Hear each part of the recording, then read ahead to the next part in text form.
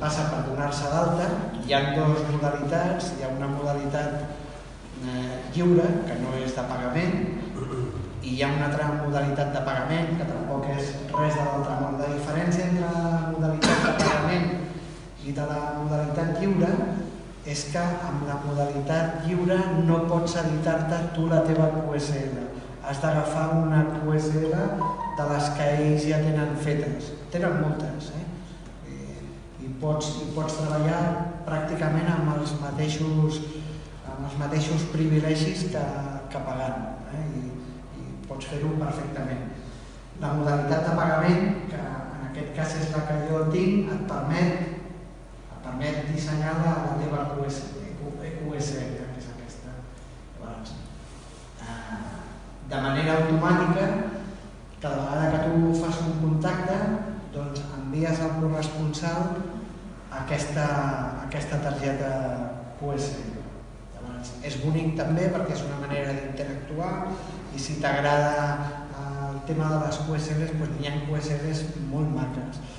I a més, és un sistema de verificació que està pràcticament reconegut a totes les associacions. És a dir, per exemple, la URE, dintre de tot el tema de QSLs, ha tingut que baixar-se del burro i reconèixer les EQSLs, igual que també reconeix el sistema RLR americà. Tu li dius al servidor, apuntes a aquella adreça, descarregues i automàticament en el teu llibre de guàrdia ja puja tots els contactes que tu tinguis confirmats. Llavors, si entrem en l'històric, doncs aquí veuríem tot el que s'ha anat treballant.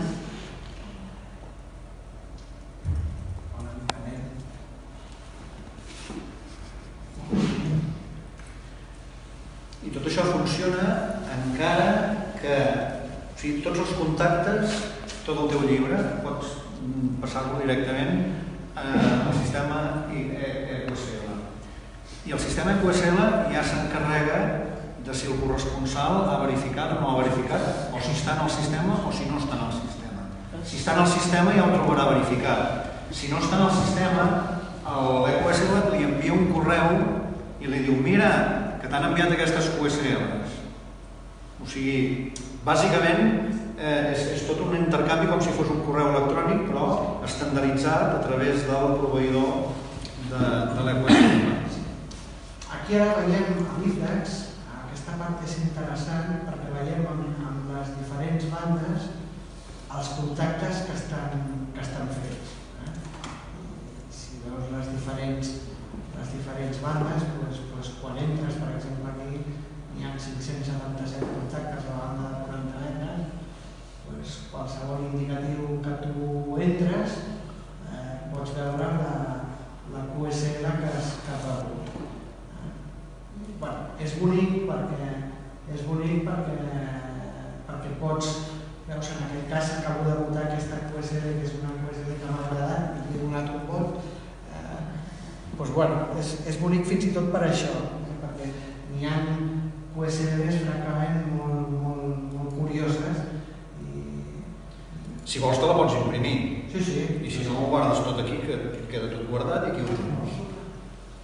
Els QSLs que te les dissenyen ells o...? No, les dissenyes. Ells tenen, és el que he explicat abans, ells tenen QSLs que estan predissenyades. Unes plantilles. Tu pots agafar i dir, mira, agafo aquest, i fins i tot si ho fas així és gratuït. Si tu vols dissenyar-te la teva QSL, com per exemple aquest, de Dinamarca, és una QSL bastant bonica, en aquest cas. Això que deia el Jordi ara, ho veurem molt clarament si jo me'n vaig al meu llibre de guàrdia. Aquest és el meu llibre de guàrdia.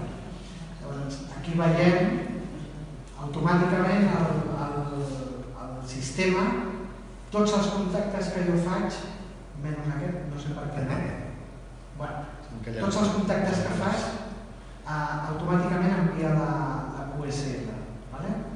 Si no l'envies perquè deu d'haver algun fall d'internet en aquell moment o qualsevol bastesa d'aquestes. A la columna del costat et actiu les que estan confirmades. Veus?